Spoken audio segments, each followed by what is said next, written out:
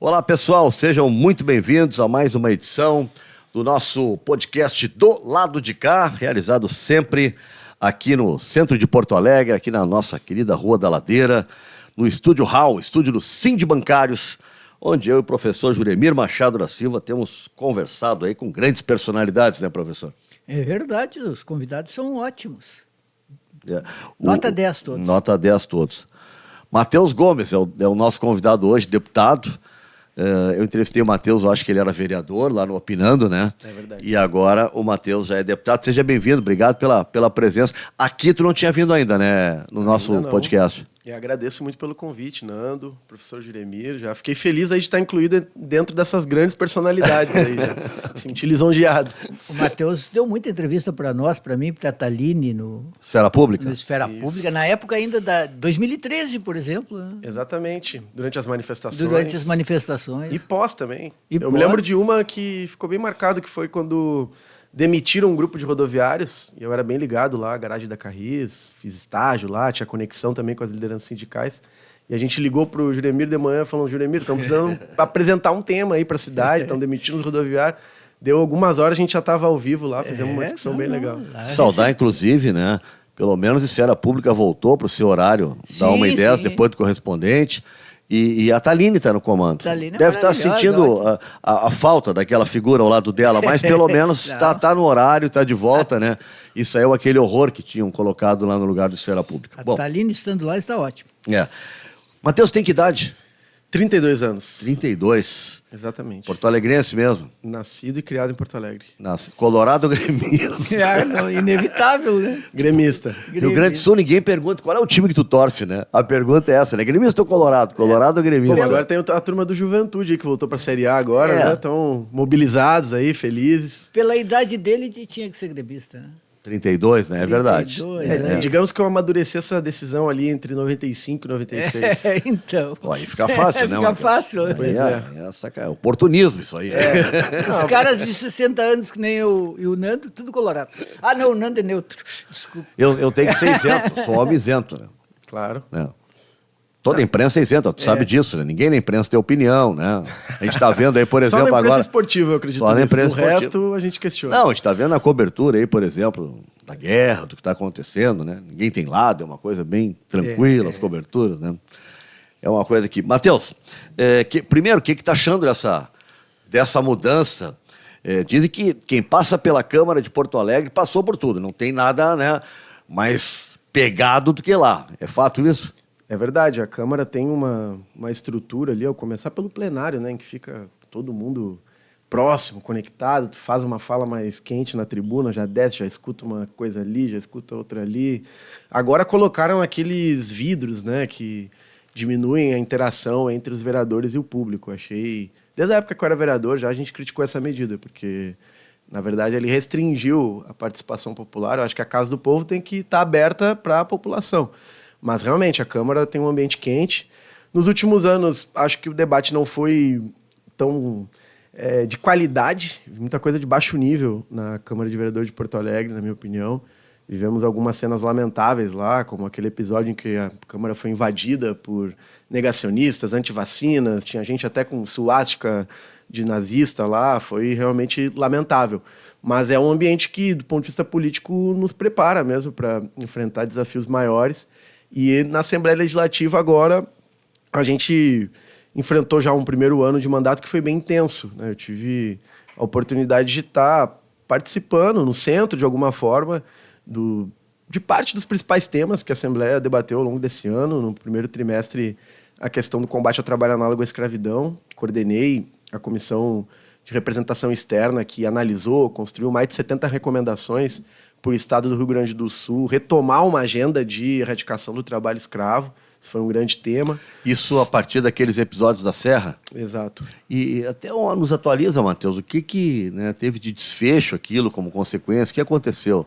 Uma das questões que a gente averigou no relatório final da comissão, e que foi pouco divulgada, inclusive, é importante falar nesse espaço, é que a Polícia Federal ela não concluiu o inquérito. Não, a investigação ela ainda está em curso. Foi prorrogada recentemente. Então foi dada uma declaração que dizia, bom, nós não podemos imputar crime as vinícolas, estamos aqui investigando ainda o tema, que saiu na imprensa como se já tivesse sido resolvido o caso, quando na verdade ele está em andamento, acho que já deveria ter sido concluído, mas óbvio, a gente não dita o ritmo de investigações, de inquéritos policiais, mas achei estranho o tema da prorrogação agora e ficou muita coisa em aberto ainda, né? Inclusive as definições sobre como vão proceder as contratações agora na próxima safra, que não atinge só o setor vitivinícola, na verdade é um problema que está para várias culturas aqui do Rio Grande do Sul. Nós temos a colheita da maçã, da batata, e estamos fazendo uma pressão para que haja uma definição por parte do Ministério do Trabalho e Emprego, junto com o governo do Rio Grande do Sul, em diálogo com o setor empresarial, para diminuir a incidência da informalidade nessas contratações. Porque é na informalidade e na terceirização que a gente vê os pontos de apoio do crescimento do trabalho análogo à escravidão. Tem um setor que nos preocupa mais, inclusive nós realizamos aí há 3 semanas uma audiência bem forte na Assembleia Legislativa, que são as comunidades indígenas. A gente tem dezenas de milhares de indígenas que trabalham nas colheitas sazonais aqui do Rio Grande do Sul, agora nesse período. E aí está uma das maiores incidências de resgates de trabalho análogo à escravidão. Então a gente apresentou essa pauta semana passada também, quando a ministra Sônia Guajajara esteve aqui. Como é que a gente define o trabalho análogo sem escravidão? Os caras recebem alguma coisa, é só comida, ficam presos num lugar? O que vocês constataram assim? Né? Eu estou perguntando isso, né, naquela ingenuidade, né, porque tem muita gente que diz, mas isso é exagero, isso não aconteceu e não sei o quê, essas pessoas precisam desse trabalho e tal. O que a gente caracteriza quando vê para usar essa expressão? No caso da Serra de Bento Gonçalves, né, os mais de 200 resgatados lá, era uma situação que o Mano Brown fez um comentário bem interessante também num podcast. Aí ele falou, aquilo lá era uma roubada, porque você saía da Bahia dizendo que ia receber um salário X e desde o primeiro momento que tu entrava no ônibus da Bahia para ir trabalhar em Bento Gonçalves, o teu salário começava a ser descontado. Aí chegava num determinado momento que tu estava devendo para o teu empregador. E, além disso, tu tinha dívidas que eram contraídas de maneira compulsória. Só podia comprar num determinado estabelecimento, onde também foi sendo acumulado ali uma série de dívidas. Tu tinha coerção por parte de segurança privada e, infelizmente, envolvimento também de policiais da Brigada Militar, que é parte da investigação que está em curso. Teve agressões também, né, que aconteceram ao longo desse período. Um alojamento era completamente insalubre, eu estive lá no alojamento, ele tinha um limite aí para cerca de 50 pessoas, nós tínhamos mais de 200. Então, todo esse conjunto, no caso de Bento Gonçalves, classificou como trabalho análogo à escravidão. Mas nós temos várias outras situações que, inclusive, já vieram à tona nesses últimos meses, que pega no meio rural, também no urbano. Esse de Bento é interessante porque, lamentavelmente, era ali algo que a gente poderia chamar como ruro urbano, né? Que era bem no centro de Bento Gonçalves o alojamento. Mas o trabalho era na vinícola, então misturava 2 ambientes. Agora a gente tem visto situações desse tipo aqui na região metropolitana. Na construção civil, é um dos lugares em que mais tem incidência de trabalho análogo à escravidão. E a dificuldade que nós notamos é a seguinte: o Rio Grande do Sul tem um trabalho de fiscalização muito reduzido. São 132 auditores fiscais do trabalho para cuidar de todo o estado do Rio Grande do Sul e das suas diferentes atividades econômicas. Então, foi bom, o Ministério do Trabalho e Emprego abriu o concurso, precisa ter um efetivo muito maior do que esse. Enfim, a gente não sabe ainda nem quantificar ao certo, né? Está tendo um estudo nesse sentido, mas tem que aumentar urgentemente, porque eles não dão conta. E qual é a receptividade hoje na Assembleia Legislativa a esse tipo de tema? Olha, quando a gente criou essa comissão, estava no calor do momento, né? E ali, óbvio, eu montei uma comissão enquanto presidente, mas com deputados majoritariamente do campo do governo, né? E conseguimos aprovar um relatório, porque fica difícil também se defender coisas contra o que está na lei, né? E o Brasil tem uma legislação que aponta para a erradicação do trabalho análogo à escravidão. O Rio Grande do Sul tem pactos, tem uma série de medidas que não foram efetivadas, e nós estamos cobrando não só a continuidade do plano anterior, mas avançar um pouco. Agora, a agenda política que nós temos apresentado na Assembleia em alguns temas hoje eu me vejo praticamente sozinho. Por exemplo, a questão ambiental. É pouquíssimo debatido alternativas à crise climática no estado do Rio Grande do Sul. Eu faço parte da Comissão de Meio Ambiente e Saúde. É um debate que a gente vê uma lentidão da Assembleia, muita dúvida sobre os prognósticos científicos, dificuldade de se conectar com experiências que estão dando certo em outros lugares do mundo, de estabelecer um debate sério sobre transição energética, cultura de prevenção. Esse é um tema que tem sido muito difícil a gente debater. Óbvio que a bancada negra tem uma unidade, né, para a gente discutir políticas de defesa dos direitos humanos, da comunidade negra, indígena. A periferia está tendo pauta na Assembleia Legislativa, que é algo que não é muito comum. A Assembleia ela sempre foi um ambiente em que debates do funcionalismo público ou das outras instituições do Estado do Rio Grande do Sul, Poder Judiciário, enfim, tinham mais força, né? A gente está tentando fazer um movimento inverso, de aproximar a Assembleia mais de pautas populares, de questões das cidades. Temos responsabilidade nisso. Acho que a crise climática acabou comprovando da pior maneira, né? Se a Assembleia não se dedicar a um olhar para o espaço urbano, por exemplo, e traçar uma agenda nesse sentido, nós vamos ficar totalmente para trás. E o Estado tem prerrogativas legais para fazer, né? Então, tem uma série de agendas que eu acho que estão muito atrasadas ainda e a gente precisava avançar urgentemente. A questão do racismo, por exemplo, nesse primeiro ano de mandato, teve como abordar o assunto? Tem espaço? A gente aborda no cotidiano da nossa atividade parlamentar, então o ambiente das comissões, né? Eu sempre trabalho com muita seriedade e intensidade, porque hoje eu estou na Comissão de Serviço Público e Segurança. Ali chega uma série de demandas da comunidade negra de combate ao racismo. Eu já levei para essa comissão, por exemplo, denúncias de invasão de domicílio por parte da Brigada Militar de forma ilegal na Zona Norte de Porto Alegre, situações que envolvem a negativa da aplicação das legislações de educação antirracista. Isso foi debatido nessa Comissão de Serviço Público e Segurança. Da mesma forma, na Comissão de Saúde e Meio Ambiente, nós fizemos uma série de discussões sobre racismo ambiental, que é um tema, né? A forma como a comunidade negra, quilombola, indígena, é atingida de maneira mais intensa pelos efeitos da crise climática. Eu dialogo muito com outras comissões, a de direitos humanos, em que a gente leva uma série de pautas. Então, aí está um ambiente muito fértil. Do ponto de vista do plenário, de votações, tem uma situação, de alguma forma, atípica, porque esse ano foi o ano em que menos foram levados ao plenário projetos de deputados. Praticamente a gente só votou a pauta do governo. E um dos poucos projetos de deputados que foi a PEC da imutabilidade dos símbolos, que o deputado Rodrigo Lorenzoni apresentou numa primeira forma extremamente autoritária, né? E não, enfim, inovador até para alguma democracia, que era dizer que os símbolos não podem mais se transformar. Isso caiu e aí foi aprovado ali que agora para mudar os símbolos do Estado tem que ter maioria absoluta. Então, 6 por meia dúzia. Mas ali foi uma demonstração de como um setor da casa, especialmente os bolsonaristas, viram a chegada da bancada negra com preocupação e resolveram reagir. Porque eles colocaram a pauta e ficaram na máquina de fake news, de desinformação, dizendo, tem gente querendo mudar o hino. Mas não foi a gente nem tinha apresentado uma pauta de mudança do hino. Não foi só o Rodrigo, né? Teve o do PDT também, tradicionalista, cantor.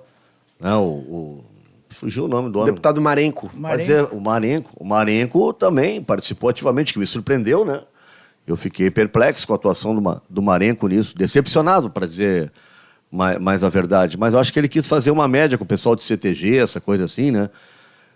Foram vários deputados, que uma PEC ela tem que ter, no mínimo, 19 assinaturas, né? E eu saí dessa discussão com essa percepção interna de que não há letramento racial na Assembleia Legislativa.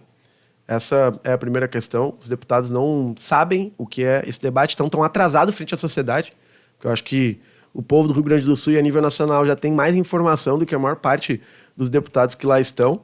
É que esse negócio de ter a maioria absoluta representa que as minorias nunca terão direito. O Rio Grande do Sul tem o quê? 20% de população negra, né, Matheus? Exato. Na Assembleia deve ter, não dá nem para falar na representatividade. Se tiver que ter sempre a maioria absoluta, tu não tem respeito, né? Não preserva nunca as minorias. Eu acho essa mudança absolutamente fora de propósito. Não, mas sabe o que é, Nando? Na prática, você vai votar uma pauta importante na Assembleia. Jamais tu vota qualquer pauta importante na Assembleia sem a maioria absoluta dos presentes. Não existe isso. Porque se tu vai atrasar, vai usar as manobras regimentais, vai acontecer que 1, 2 sessões tu vai empurrar a pauta, que foi o que aconteceu. Mas vai chegar um dia em que... Vai chegar um dia que tu tem que votar, e os deputados têm que estar lá.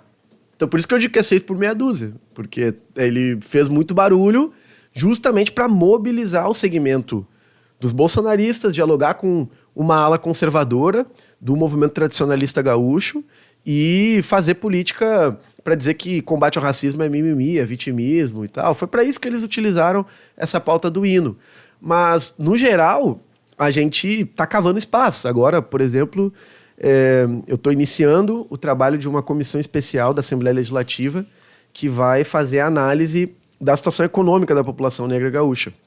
É a primeira vez que o Legislativo vai se debruçar sobre esse tema. Nós vamos analisar em quais setores econômicos está a população negra, as diferenças que existem do ponto de vista de renda, acesso a emprego formal, quem está empreendendo, quem está já em cargos de chefia, qual a localização no serviço público, de que forma que a gente pode desenvolver políticas públicas para buscar essa equidade, que a gente já sabe que há uma desigualdade extrema, mas como trabalhar essa questão, que para mim é central. Racismo e economia estão intrinsecamente ligados. Então nós vamos ter agora 120 dias, com intervalo no recesso, para conduzir essa comissão, que tem representação também de todas as bancadas, as maiores da casa, e foi uma proposta que a gente apresentou lá em 1º de fevereiro. A gente está buscando espaços para fazer um movimento nesse sentido. Né? E pararam de te incomodar pelo fato de não cantar o hino? Como é que ficou isso? Não há ainda uma... Na verdade, assim, nós tivemos uma sessão solene agora da Assembleia Legislativa em alusão ao 20 de novembro, que ocorre já há muitos anos. O hino do Rio Grande do Sul não tocou. Não foi tocado.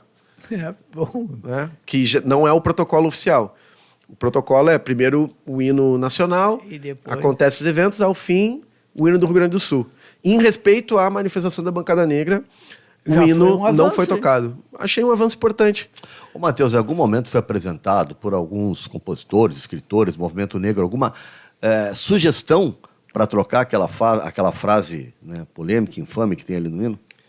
Já aconteceram alguns movimentos nesse sentido. O melhor, na minha opinião, é o do Oliveira Silveira, né, que fez uma alteração que dialoga com a melodia.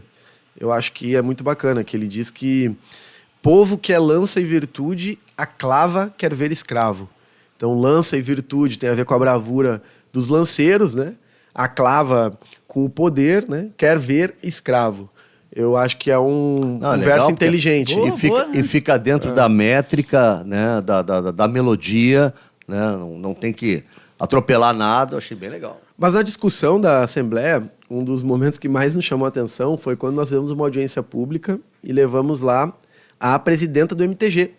E ela deu uma declaração pública, na audiência, filmada, transmitida, que o movimento tradicionalista gaúcho topava sentar na mesa com a bancada negra, pesquisadores, membros da comunidade acadêmica do Rio Grande do Sul, enfim, estudiosos em geral, para pesquisar as questões que envolvem o racismo na cultura tradicionalista gaúcha e discutir uma eventual mudança do hino. Ela deu uma declaração nesse sentido que enfim, se chocava com o que os deputados estavam fazendo lá dentro, né?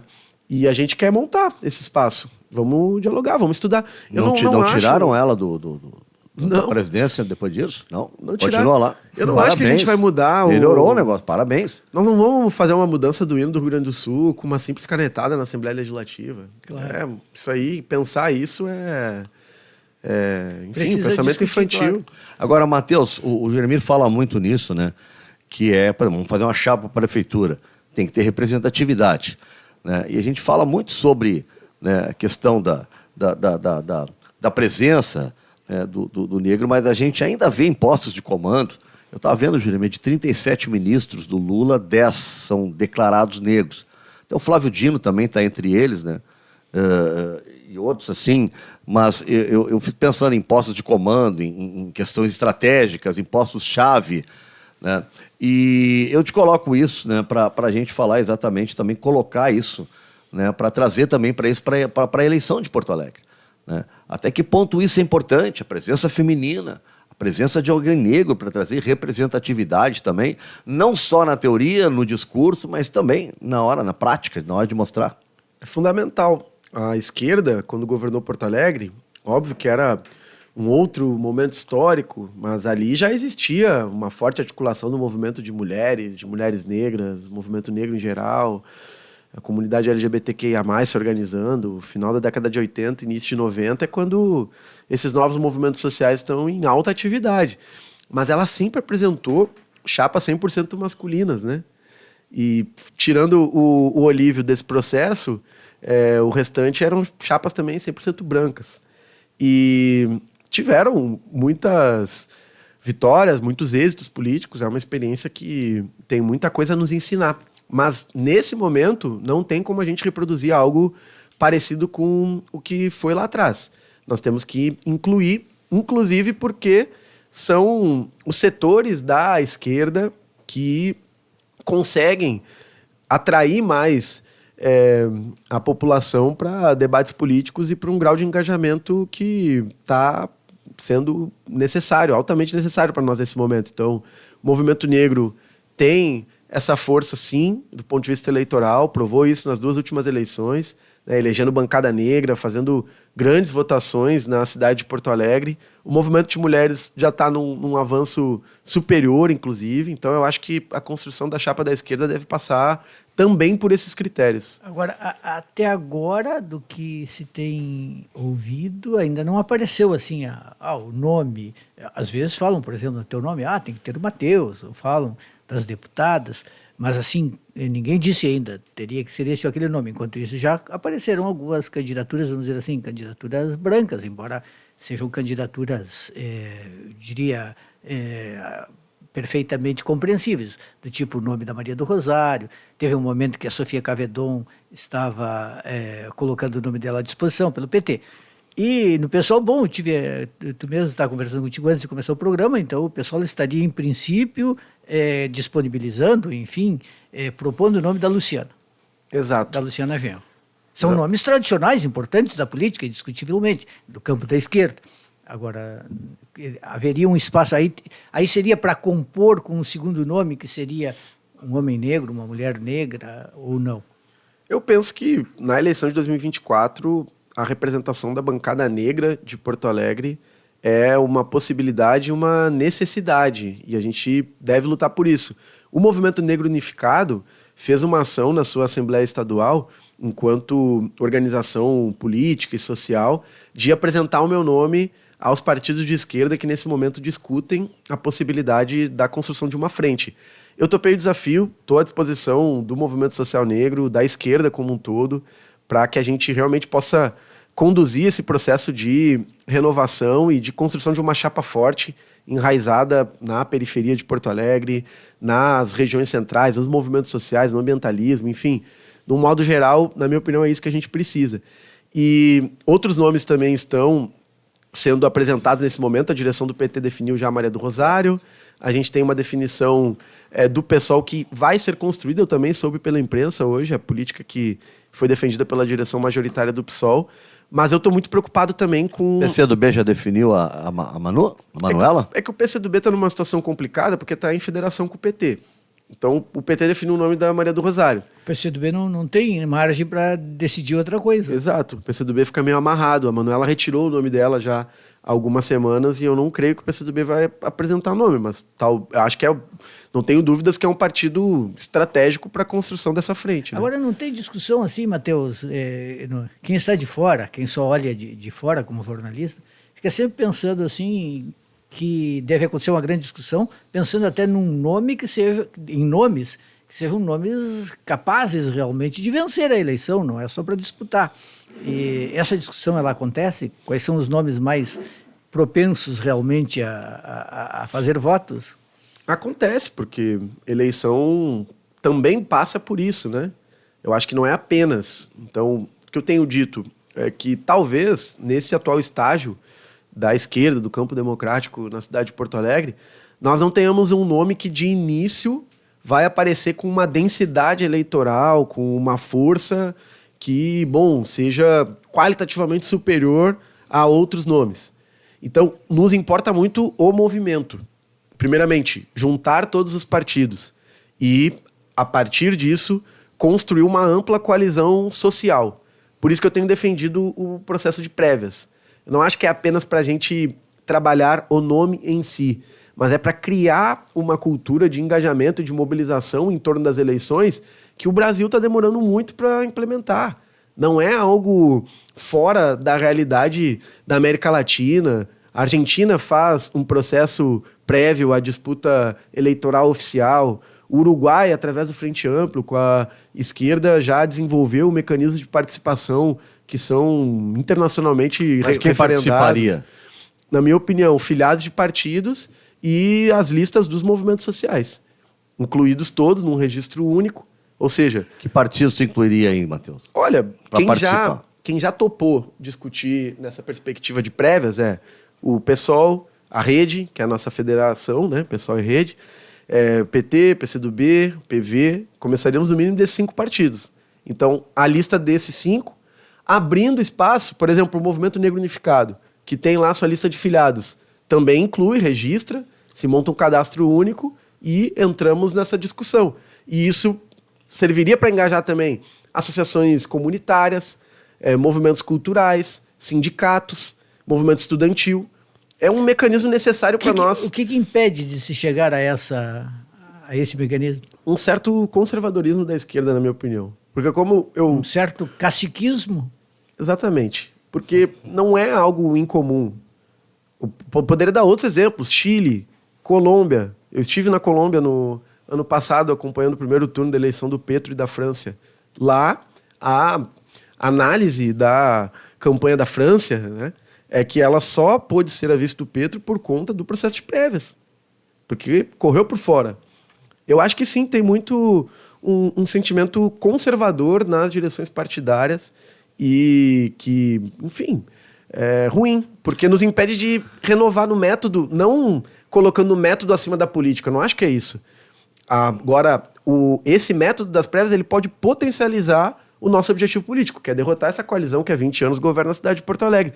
Precisa ter engajamento. Nós vamos enfrentar uma máquina no ano que vem, que é uma junção, sim, de quem está vinculado hoje aos cargos de confiança, ao aparelho do Estado na cidade de Porto Alegre, do poder econômico, porque todos os think tanks neoliberais da cidade, as organizações empresariais já definiram o candidato, é o Sebastião Melo, e vamos também lidar com as pessoas que foram cooptadas em meio a esse processo, né, e que estão aí espalhadas por várias comunidades de Porto Alegre tentando vender uma imagem da cidade que não bate com a realidade. Ele é o favorito, na tua opinião, hoje? A esquerda vai ter o desafio de quebrar esse favoritismo, mas ele entra como favorito? Ele já está em campanha. Ele já está em campanha. Tem a máquina. Nesse momento, isso coloca ele em vantagem. Eu acho que a esquerda já demorou demais para definir quem é a sua candidata, o seu candidato. E não definiu ainda. Exato. Enquanto isso... Porque tu olha um candidato... Desculpa, Jeremy. Claro. Olha o candidato do outro lado, tem um nome. A esquerda, o PT anunciou esse, o pessoal anunciou aquilo, o PCdoB anunciou... Não tem um nome ainda. Não, demoramos demais. São Paulo, o Guilherme Boulos já está a mil, construindo a sua pré-campanha, fazendo um movimento importantíssimo, indo para as comunidades, organizando lideranças. Lá, a necessidade das prévias não se colocou. Mas eu acho que o Boulos é uma expressão interessante disso que eu estou falando. Tu tem uma liderança forte lá. Ele foi candidato pelo PSOL em 2018 num processo de filiação democrática. Ele sequer era um membro orgânico do partido. Mas nós, naquele contexto que estava incerto ali ainda, a presença do Lula na disputa... Vocês lembram que no primeiro debate presidencial de 2018, o representante da esquerda era só o Boulos. O Haddad nem estava no debate ainda. Então precisamos de uma liderança forte que represente a luta contra o golpe no último período. Boulos e Sônia Guajajara. À medida que o processo de incorporação de lideranças de movimentos sociais foi bem desenvolvido no partido na eleição de 2018, se integraram milhares de pessoas do MST, de lideranças indígenas no PSOL. Isso é uma expressão de que nós temos que fazer métodos diferentes para renovar a esquerda.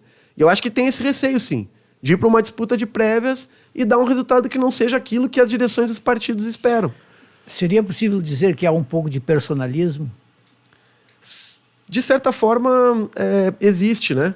Porque tem uma reprodução de lideranças, mesmo nos partidos de esquerda, que está muito relacionado com quem vai te apadrinhando, né? As pessoas que já constroem uma trajetória no parlamento e, a partir daí, conseguem um enraizamento que, do ponto de vista partidário, muitas vezes se torna majoritário, mas socialmente, né, na rua, na base, às vezes não é aquilo que se verifica, e vão reproduzindo essa liderança a partir disso. Os partidos, eles ainda estão fechados, de alguma maneira, a muitas renovações importantes que acontecem na sociedade civil como um todo. Ô, Matheus, a última eleição, 2022, para o governo do Estado, o Preto ficou em primeiro em Porto Alegre, o Eduardo Leite em segundo e o bolsonarista, no caso, né, o Onyx, ficou só em terceiro. 2 anos antes que foi a eleição do Melo. Isso sinaliza alguma mudança, né, no cenário porto-alegrense, que antes escolheu o Bolsonaro e também escolheu uma Câmara, né, com algumas novidades, mas também uma Câmara bem reacionária. 2 anos para cá a gente vê que o Preto fez mais voto. Em segundo foi o Leite. Só em terceiro o Onyx. Pode ter tido alguma alteração nesse cenário aqui na capital? Eu creio que existiu uma reação democrática em Porto Alegre, que inclui esses dados que tu apresentou, mas também o fato do Olívio ter ganhado a eleição para o Senado aqui, eu ter sido a honra de ser o deputado estadual mais votado, a Fernanda também deputada federal mais votada, o Lula ter ganhado a eleição. Porto Alegre, a gente está falando? Porto Alegre. Esses são números da cidade de Porto Alegre. Então, existiu uma reação democrática e que corrobora com o argumento que eu trouxe anteriormente, porque o Edgar Preto teve vários mandatos na Assembleia Legislativa, mas ele nunca teve grandes votações na cidade de Porto Alegre. Foi visto pelo nosso eleitorado como um representante desse movimento. Então, para tu ver a importância do coletivo, de ter tido uma frente, que era algo inovador, nós nunca tivemos uma aliança entre a federação, o PSOL Rede e os partidos que compõem a federação do PT. Isso foi uma novidade do ponto de vista eleitoral. Primeira vez que o PSOL não lançou candidato a governador. E estava corretíssimo. Eu acho, inclusive, que o partido demorou demais para tomar essa decisão também em 2022. Eu defendia isso antes, né? O campo político que eu faço parte no interior do PSOL. Mas a decisão foi tomada e se mostrou acertada. Então, é fundamental tu ter a população de Porto Alegre que deu esse voto no ano passado, enxergando o que é o movimento que vai representar essa escolha na eleição de 2024. E nisso nós estamos ainda lento e precisamos reverter urgentemente esse processo. Eu fico pensando na eleição argentina e pelo seguinte, eu sempre achei que as possibilidades do Massa ganhar eram mínimas. Eu achava mínimas, pela razão simples de que ele era ministro da economia quebrada, as pessoas sofrendo com a inflação. Era um pouco assim pedir a meu ver, era um pouco pedir assim para o torturado votar no torturador. Só vota aí no cara que ele é a salvação. Pô, mas ele estava no governo, não fez como ministro da Fazenda, por que ele faria como presidente? Bom, pode ser que tenha diferença. Mas então, tudo isso para dizer o seguinte, será que a esquerda aqui não vai acabar fazendo assim, exigindo demais do eleitor? Diz, olha, votem em quem a gente acredita, mesmo que a população em si não veja como a candidatura mais competitiva? A gente não pode cometer esse erro. Por isso que eu penso que a ideia de tu construir um processo decisório mais ampliado, ela pode ser importante, porque Porto Alegre tem muita opinião crítica que dialoga com os partidos, mas não necessariamente está nos partidos.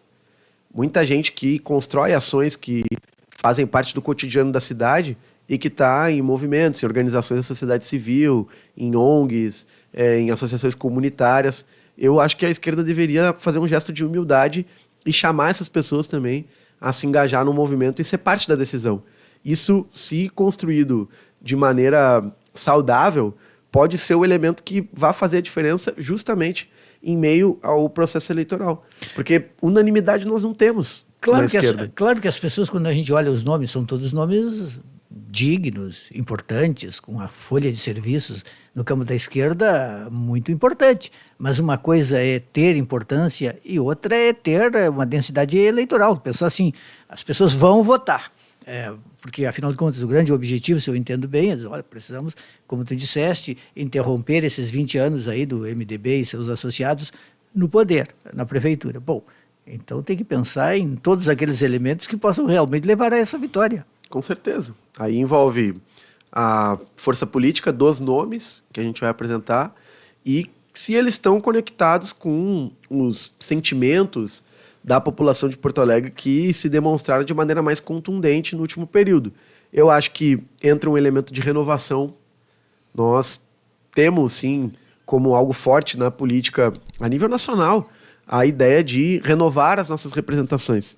E, às vezes, me parece que a esquerda tem mais receio de fazer isso do que a direita e até mesmo a extrema-direita. A esquerda é mais conservadora que a direita, é isso? Em política? Não naquilo que pensa para a sociedade. Não, em política, né? E na forma, né? Às vezes, na forma, acaba, sim, tendo muita dificuldade de ousar. Pelo menos no último período. Eu dei esse exemplo de Guilherme Boulos e Sônia Guajajara, que foi um dos maiores acertos que o pessoal teve na sua história recente.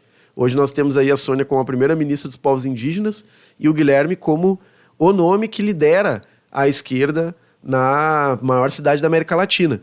Foi um exemplo de como é possível fazer ações ousadas no processo eleitoral com nomes novos, mas que têm força social, que têm capilaridade, que têm base e que apareceram como alternativa a partir daí.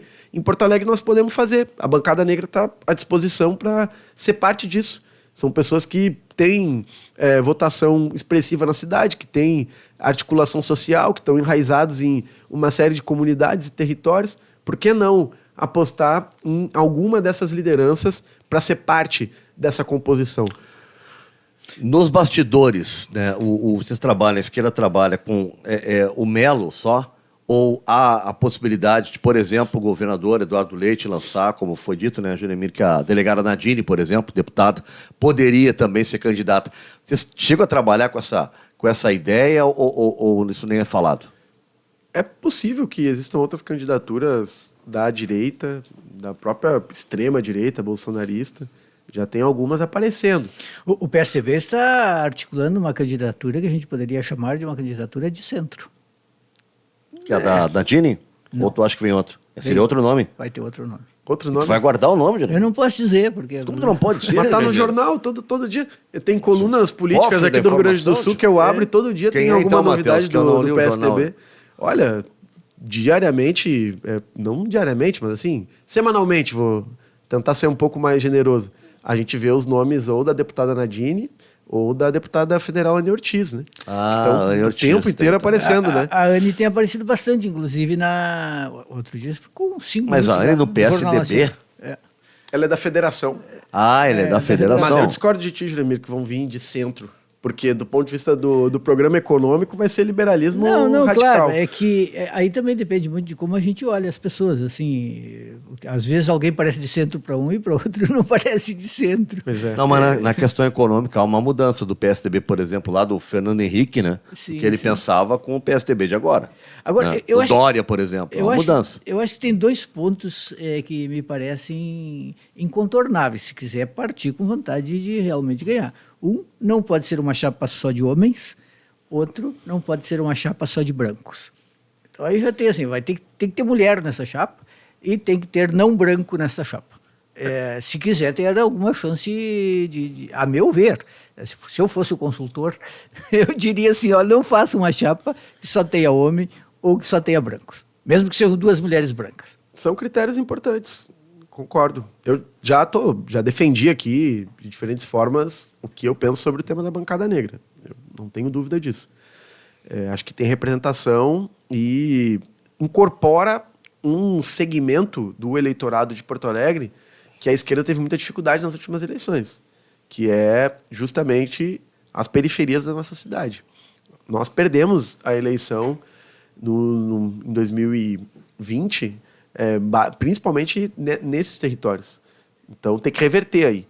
E o prefeito Sebastião Melo, ele, na minha opinião, tem uma forma de agir sobre as periferias que faz um gerenciamento da pobreza e da situação de precariedade dos bairros. Porque reforma estrutural, mudança de qualidade na cidade de Porto Alegre, nós estamos vendo no centro histórico, nos grandes projetos da Orla, no que eles pretendem fazer no 4º distrito. Ali tu tem mudanças de longo prazo, não vou nem entrar no mérito delas. Agora, nas periferias não há nada nesse sentido. Há um asfaltamento de uma rua com muitas vezes um material de péssima qualidade. Você vai ali, arruma uma boca de lobo, que faz muita importância, né, na vida das famílias, das comunidades. A iluminação, vez ou outra ali, ajeita uma coisa, mas isso é gerenciar a pobreza e a situação de precariedade da infraestrutura. infelizmente, né, muitas vezes, numa situação de muita dificuldade, as pessoas acabam dando um voto de confiança. Agora, nós já vimos, inclusive nas gestões de esquerda, ações que são lembradas até hoje dentro das comunidades como isso aqui transformou a nossa vida. Projeto de urbanização real, como aconteceu na Lomba do Pinheiro, tu estender linha de ônibus para as periferias de Porto Alegre, dar dignidade para as pessoas que vão ter que vir todo dia trabalhar no centro, tu fazer projetos de qualidade na área da educação. Isso eu acho que são medidas que realmente mudam a vida das pessoas do ponto de vista qualitativo. E não é gerenciar a pobreza, é lutar para que aquelas comunidades tenham autonomia e tenham dignidade. Agora tem que ficar atento nisso, porque na hora da eleição, infelizmente, conta muito. E ainda mais que o Brasil tem uma tradição de métodos sórdidos, né? De meio ao processo eleitoral e no último período com um advento aí de um grau maior de desinformação, de fake news, a gente pode perder muito nesses ambientes. Então acho que a chapa tem que ter pessoas que estejam dialogando com isso, tem que ser parte da vida cotidiana da cidade de Porto Alegre, não dá para ser algo externo, assim, ou achar que só os estudos ali que a gente faz, as pesquisas quânticas, a turma chama, vão resolver nossos problemas, não vai. Deixa eu entrar no assunto nacional agora, Matheus. Na história nós tivemos 3 ministros do STF negros. Estava vendo aqui o Pedro Lessa, foi lá de 1907 a 21, Hermenegildo de Barros de 19 a 37, e o último foi Joaquim Barbosa, que é o mais conhecido atualmente, né, de 2013 a 2014. O Lula já fez uma indicação e mulher negra nunca tivemos no STF. O Lula já teve uma indicação, terá mais 2. Agora já está definida esta. Vai ser o Flávio Dino. Vai ser mesmo o Flávio Dino? É o que está nos jornais hoje. Então é a segunda indicação, né? Ele segue sem uma mulher negra, não sei, eu queria ver. Tu disseste uma coisa que também chamou a atenção. O Flávio Dino, ele se vê como negro? Pois é, eu vou até pesquisar aqui de novo. Sim, os ministros negros do Brasil, e aparece o Flávio Dino se dizendo como negro. Estava na relação entre os de 37, eu vou repesquisar aqui e ver de novo isso. Mas o Lula indicou já o seu advogado, né, o Cristiano Zanin. Zanin, Dalcin. Zanin. Um colega nosso. É um colega nosso. Um abraço para ele. E agora seria então o Flávio Dino. É o que está nos jornais hoje, que está definido tanto o PGR quanto indicado para o... Porque eu ouço muito argumento assim, não tem que levar em conta gênero, raça, tem que ser qualidade. Bom, então nós chegamos inteligência. Bom, chegamos à conclusão, então, que só tem branco e homem inteligente. Normalmente o argumento do homem branco. Só tem homem branco inteligente. Esse é o argumento pré-ações afirmativas no Brasil. É, claro. Quando se dizia que não, raça não importa para pensar acesso à educação, esse argumento, Matheus. Pior é que é isso. Segue esse argumento. Eu ouvi semana passada na Rádio Maior Audiência de Porto Alegre que tinha um jogador negro, mas ele era um negro de alma branca. Sério? Um programa de muita audiência, tu imagina só. Eu não ouvi uma semana. Mas eu ouvi. Mas vamos lá, seguimos em frente. Não, eu creio que é muito ruim que o Brasil siga com essa limitação, né, de representação no STF. Eu fiz parte da campanha em defesa da indicação de uma mulher negra para o STF, promovemos debate na Assembleia Legislativa, a gente buscou uma articulação com as organizações e os nomes que estavam circulando a nível nacional. E, enfim, acho que o presidente Lula teria uma série de pessoas com capacidade para cumprir essa função. E, ao não fazer isso, dá uma sinalização ruim. Apesar de, óbvio, Flávio Dino ser um dos principais quadros hoje do campo democrático a nível nacional. Está muito bem como ministro, foi um grande governador, poderia ser, quem sabe, até candidato a presidente da República daqui para frente. Não sei para que socar o cara lá no STF. Mas do jeito que o STF está com protagonismo político, não te duvido que mais água role nesse sentido, que tu vá de um lado, vá para o outro. Isso aí é capaz de acontecer daqui para frente, né? Mas está aqui, 11 ministros negros que se declaram negros, né, do Ministério do Lula. O Flávio Dino, Justiça, Rui Costa, Casa Civil, Wellington Dias, Desenvolvimento Social, Aniele Franco, Igualdade Racial, Silvio de Almeida, Direitos Humanos, Luciana Santos, Ciência e Tecnologia, a Margarete Menezes, Cultura, a Marina, Meio Ambiente, Carlos Lupe, Previdência, Valdez Goias, Integração e Desenvolvimento Regional, e o Juscelino Filho, nas comunicações. Ele havia se declarado branco em 14 e 18, mas ele passou a se declarar pardo em 2022. Espetáculo isso. Não, o Juscelino Filho. Ah, veja só. Aconteceu no Brasil muita autodeclaração por conveniência, né? Agora que STF mesmo determinou que exista uma distribuição de fundos na época da eleição que leve em conta a questão racial, né? Teve muita gente que buscou fraudar isso, como aconteceu nas cotas das universidades. Mas a autodeclaração, ela é uma conquista democrática também do nosso país, né? De as Agora, pessoas o que poderem... que conta mais do teu entender? Porque é uma discussão no Brasil que é diferente, por exemplo, do que acontece muitas vezes nos Estados Unidos em relação à definição, quem é branco, quem é negro. Por exemplo, tem a questão, é claro, da cor da pele, tem a questão também de elementos fenotípicos, mas também tem a questão da, digamos assim, da origem, de quem se é filho, neto, enfim. Às vezes a pessoa pode ter, evidentemente, a pele muito clara, mas ser descendente de negros. O que conta realmente nisso? Olha, é um tema muito profundo em vários aspectos, mas semana passada eu tive a oportunidade de falar num seminário sobre os 20 anos da morte do Clóvis Moura, um dos principais historiadores grande brasileiros, enfim, sociólogo. É até difícil colocar ele numa caixinha assim. E estava a representação do Movimento Negro Unificado, Milton e a Regina, o Milton, um dos fundadores do MNU, contando a história de que o Clóvis Moura passou a se identificar como negro a partir do contato que ele teve com o MNU. Vê só, cara que... Ele não se via como tal. Não se via como tal até o início da década de 80. Então, eu realmente acho que você ter o contingente da população negra definida entre os que se autodeclaram pretos e pardos no critério do IBGE é o mais correto a nível nacional. Porque a política do embranquecimento no Brasil, ela sempre foi um movimento político e ideológico para impedir a emancipação política da comunidade negra, sua luta por reivindicações, por direito, por reparação histórica aos crimes que foram cometidos nos quase 4 séculos de escravização. Então, se identificar enquanto povo, para nós, é um elemento fundamental. Hoje nós temos uma maioria étnica de negras e negros no nosso país, algo novo na história brasileira, faz apenas 13 anos que a gente vive essa realidade, e é esse elemento de existir uma maioria étnica no Brasil, de quase 57% da população, que permite que hoje a gente tenha mais bancadas negras, mais direitos para um setor da comunidade negra, por exemplo, na educação, as cotas entrando no mercado de trabalho, óbvio, ainda não mudou a realidade dura que a nossa população vive. Mas é o início do processo. Vai lá. Completar isso. Eu pergunto porque eu acho difícil que a comunidade negra se reconheça na indicação do Flávio Dino. O PT não vai poder dizer assim, indicamos um negro para o acho STF. difícil também.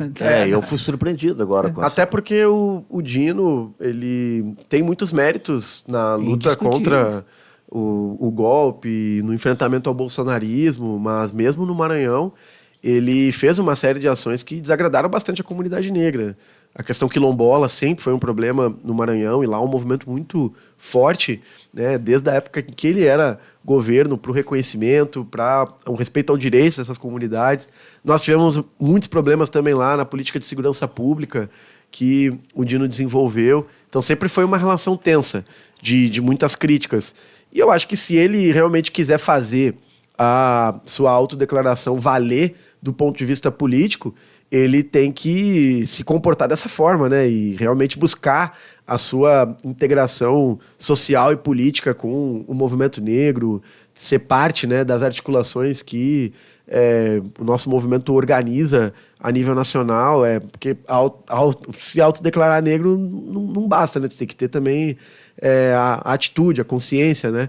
E isso realmente é o que pode definir essa possibilidade da nossa comunidade se identificar na indicação dele, né? Matheus, até o pessoal te conhecer melhor. A tua formação acadêmica é história, né? Exato. Eu fiz na URGS, graduação, né? Sou licenciado em História e fiz mestrado também na URGS, em História. Até o pessoal entender, né, um pouco. E tu lida bem com essa questão aí, quer dizer, no teu mestrado, na tua coisa, essa invisibilidade, né, da comunidade negra, especialmente no contar a história de como aconteceu.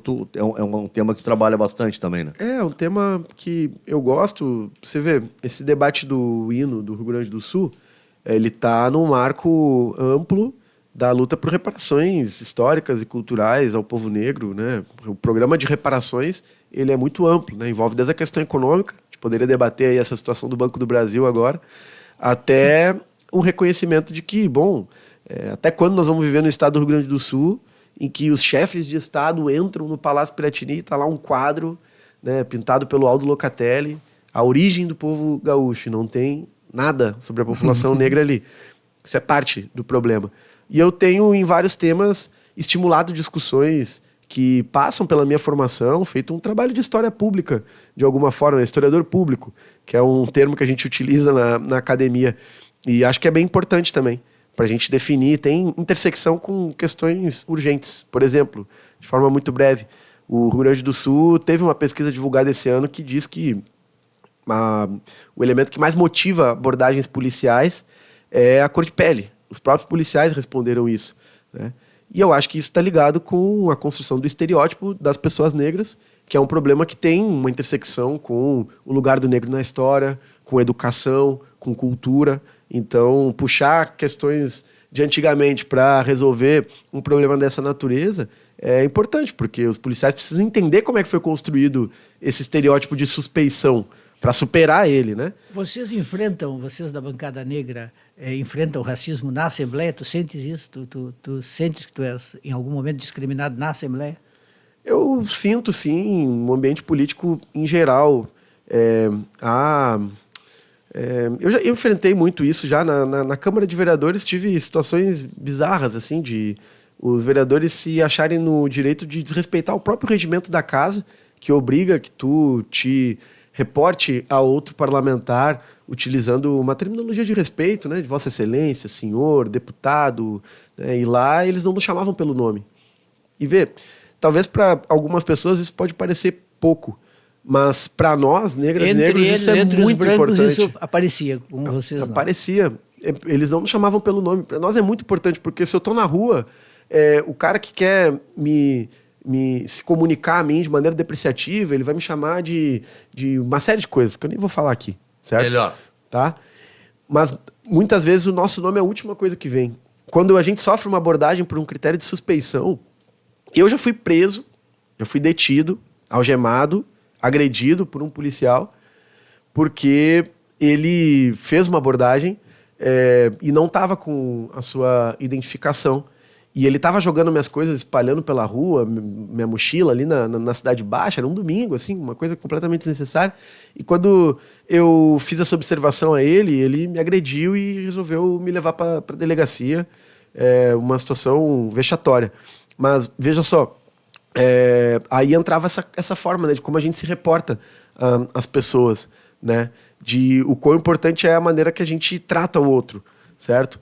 Então, eu já passei por esse tipo de situação na experiência enquanto parlamentar, enquanto uma liderança política, e noto muitas vezes que há um descrédito, certo? Há uma tentativa de nos descredibilizar. Porque trabalhar a consciência do policial, fazer curso de educação, tá uma coisa. Agora, talvez não tenha que ter, em algum momento, né, começar a ter os policiais negros no comando, não só no comando geral, mas ter nos batalhões e tal, né, porque talvez seja uma situação de conflito. O cara é um policial negro, vai abordar um negro, ele vai ter um outro tipo, talvez, de reação.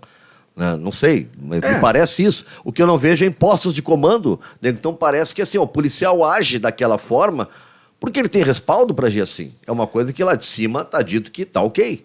Isso é assim, na minha opinião, principalmente porque a polícia militar tem uma estrutura que é altamente militarizada.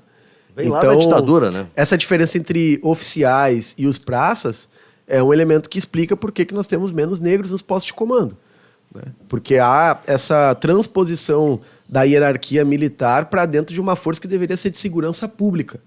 Então eu acho que nós devemos sim repensar essa estrutura que é uma herança da ditadura, que foi construída na lógica de segurança nacional, que foi orientada, inclusive, por agentes de outros países, né, que vieram aqui ao Brasil, discutiram como que deveria se estruturar esse modelo, ainda numa lógica de, precisamos combater os inimigos internos, né, os perigos da Guerra Fria. E isso foi só se modificando no nosso país e se aprimorando, inclusive, do ponto de vista negativo.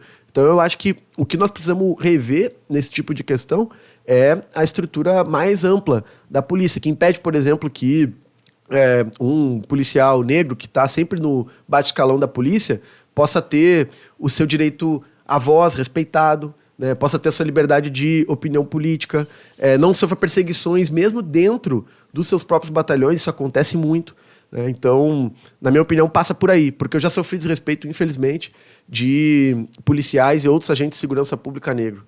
Quando bota a farda, o poder que aquilo ali tem dentro dessa estrutura militarizada, ele é muito grande, porque tu é uma pessoa à parte da sociedade. Inclusive na forma como tu é julgado.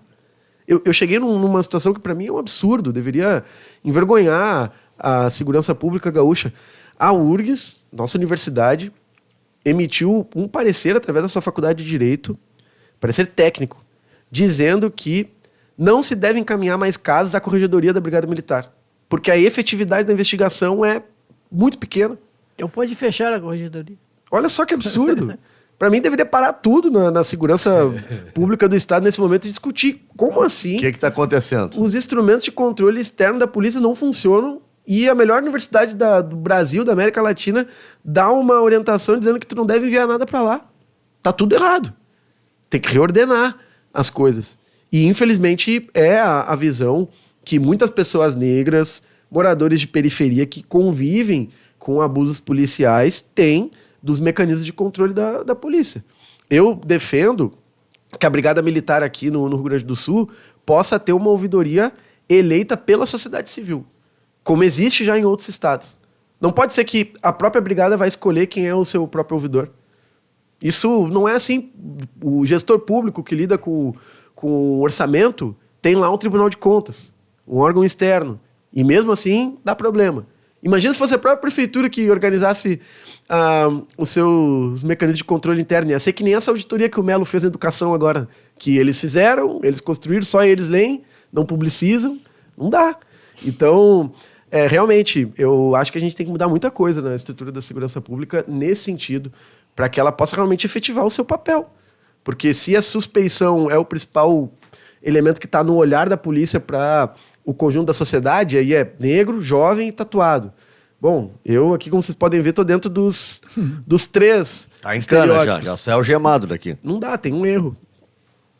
E aí entra outros elementos, né? O território. Bom, pessoa que mora na periferia. Se tem uma operação em um determinado bairro, não pode ser que todos os moradores do bairro sejam incluídos dentro de uma lógica de suspeição. Isso está errado, não é assim em lugar nenhum. Nós tivemos esse caso agora em Brasília, daquela senhora de 85 anos, que era ligada, acho, a Portela, enfim, aquela senhora que teve que mostrar a bolsa, foi suspeita de roubar, acho que no supermercado, Isso. E era simplesmente porque ela era negra, não tinha absolutamente nada além disso ali. Exato. E não dá, porque você sabe que tem atividades ilícitas que ocorrem mesmo em bairros nobres. Basta a gente ver o grau de apreensão de fuzil que tem na Barra da Tijuca, no Rio de Janeiro, em condomínio de luxo.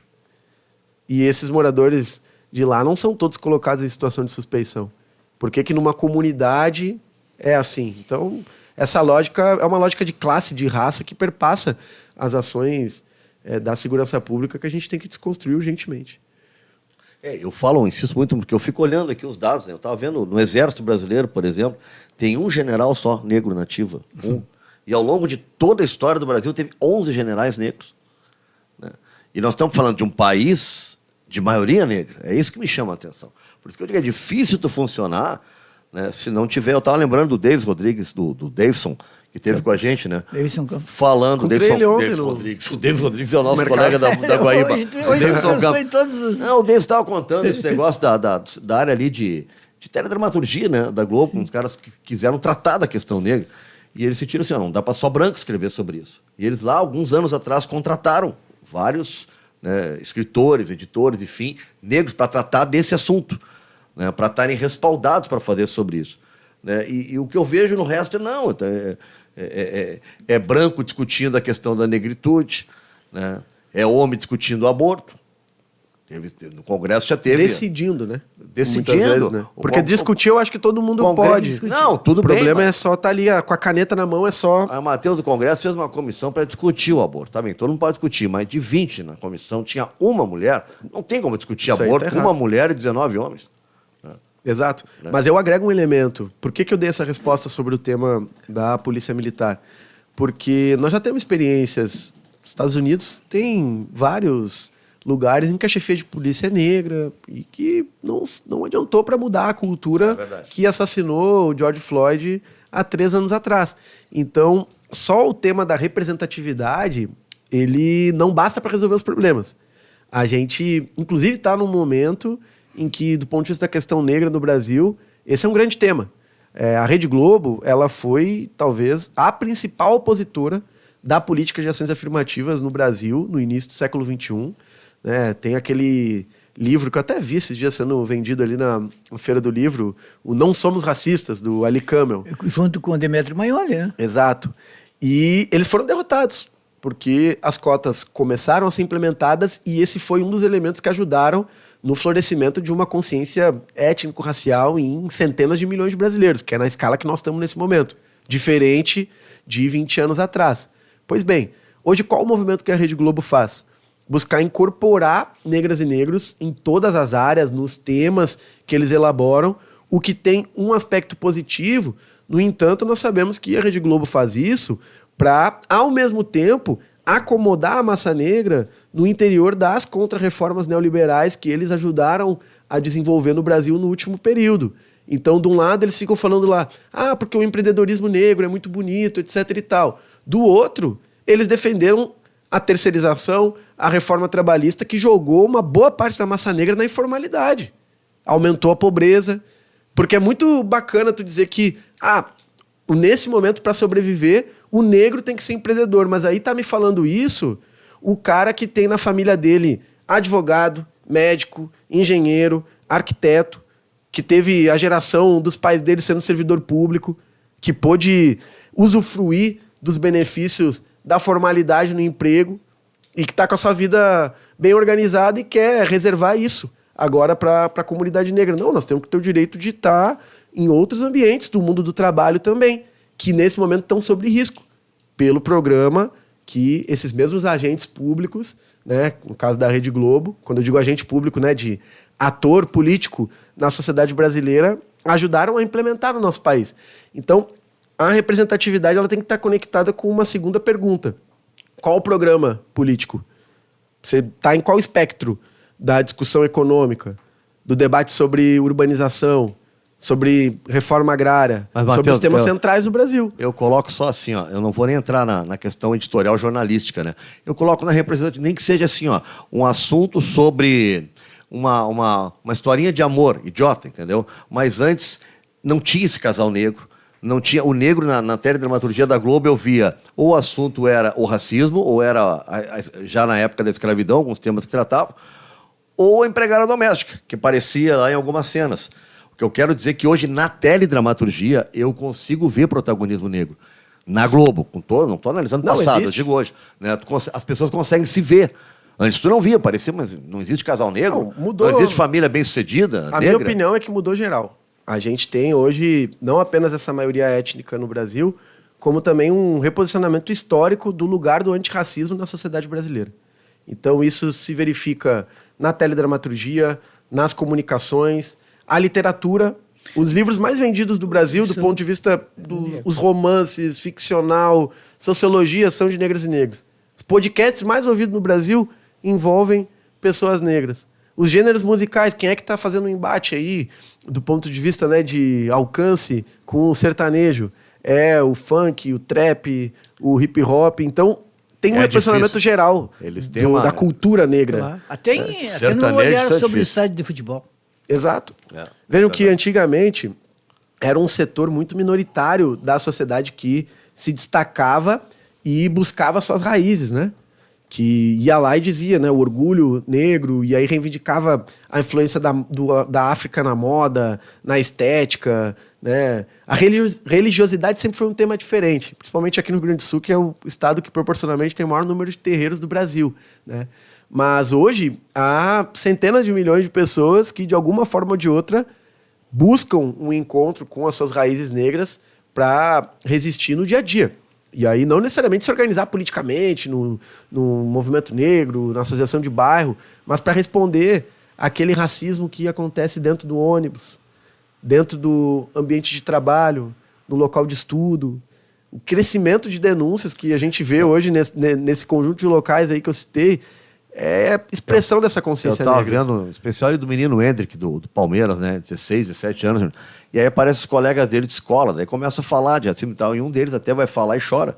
Que ele disse, já teve, o repórter pergunta se teve algum caso, uma criança, né, cara? Aí ele falando que chega, tipo, onde ele chega, no caixa de um lugar e tal, tem uma mulher com a bolsa, ela pega e recolhe a bolsa assim, né? Para deixar claro que, olha, cuidado que esse guri tá aí. Tá. E ele contando aquilo com lágrima nos olhos, né?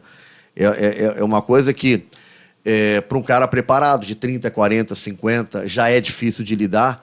Para uma criança, desde o início, é sempre mais complicado, né?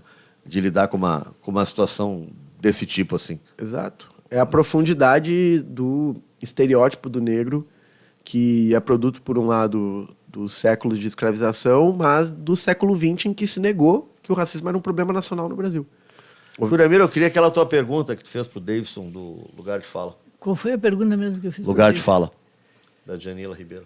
Ah. Quer que eu faça? Tu esqueceu da pergunta? Estou tentando me lembrar como é que eu fiz a pergunta. Agora não, como que chegou tu nisso? queria saber o que pensava sobre aquilo, sobre aquela ideia, verdade, né, do Lugar de Fala.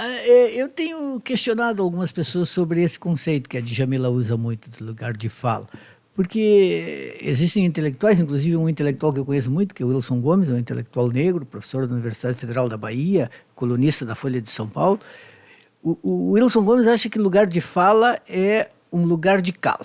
Que esse conceito só existe para dizer para o outro assim, tu não podes falar disso porque tu não pertences a esse grupo. Tu não és negro, tu não és gay, tu não és... Enfim, que o lugar de fala só permitiria, por exemplo, branco falar de branco, negro falar de negro, gay falar de gay. O que tu pensas desse conceito?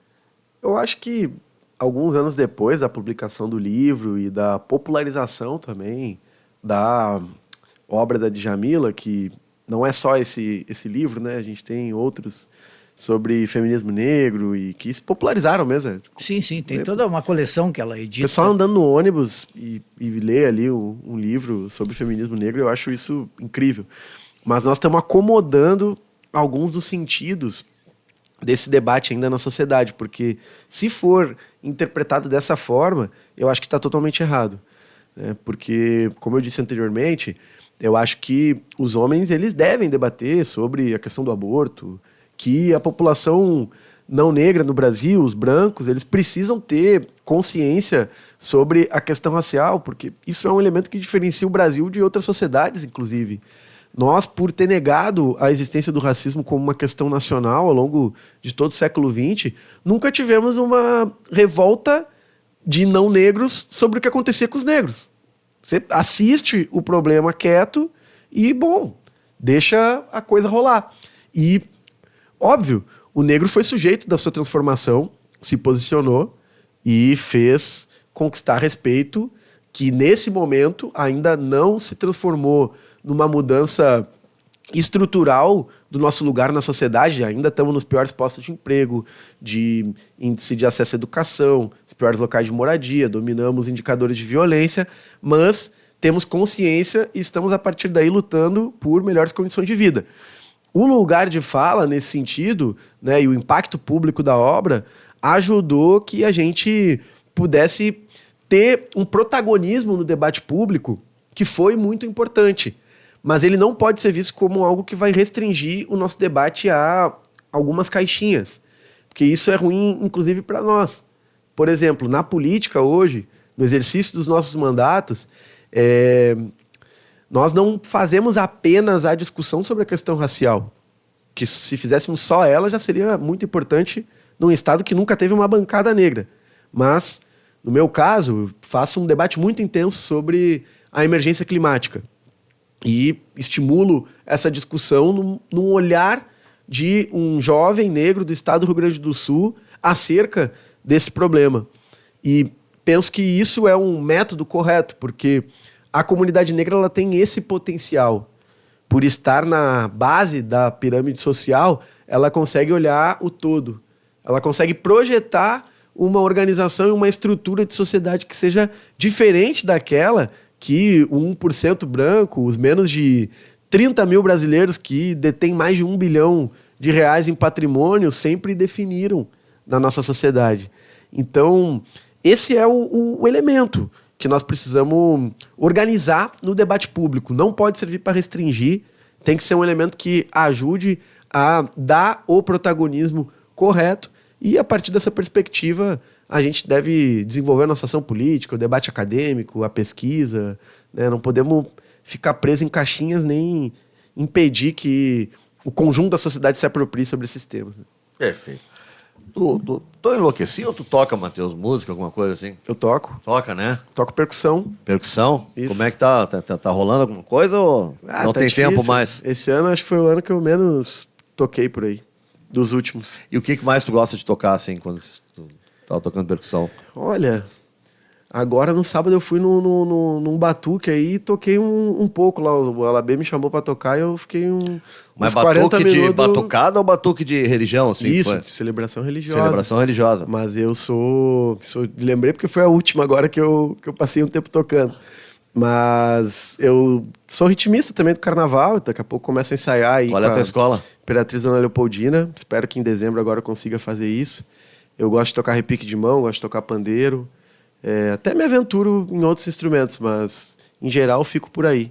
Juliemir, tu com esse teu espírito carnavalesco, qual é a tua escola aqui em Porto Alegre? Eu gosto de carnaval. Mas Porto Alegre eu nunca... Até cobri carnaval para 0 hora uma época, por exemplo, Carnaval da Santana. Eu tinha uma boa relação com o Pernambuco, por exemplo. Bom, meu amigão, Pernambuco. Ia no carnaval ali na República. Meu parceiro de praiana, Pernambuco. Mas quando eu fiz 50 anos, tu foste na minha festa de 50 anos? Foi. Tinha lá uma escola de samba. É verdade, Era o pessoal da Tinga. Exato. Eu gosto muito de carnaval. Coisa boa. Tem que ir no carnaval esse ano, Juliemir. Fui algumas vezes. Eu fui no ano passado na Avenida. Então. Isso, gosto de carnaval. Eu fui no ano passado, esse ano eu vou de novo. A minha escola tá na segundona, né? Mas você é praiana, Ana? Sou praiana. Mas legal. Esse ano tem uma homenagem de um cara que eu toquei, eu acompanhei ele mais de 20 anos, tocando violão com ele, que foi meu querido amigo Giba Giba. Olha só. Né? E vai ser uma homenagem a ele esse ano.